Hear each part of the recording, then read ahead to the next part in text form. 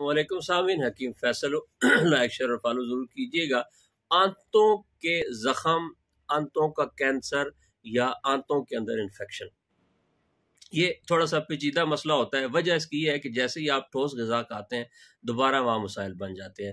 اچھا، اس کی بڑی علامت کھانا ہضم دیر سے ہوتا ہے، سٹول پاس مشکل سے ہوتا ہے، اور آنتوں میں جو ہے وہ ہر وقت گیسز اور اس طرح کے مسائل بنتے رہتے ہیں۔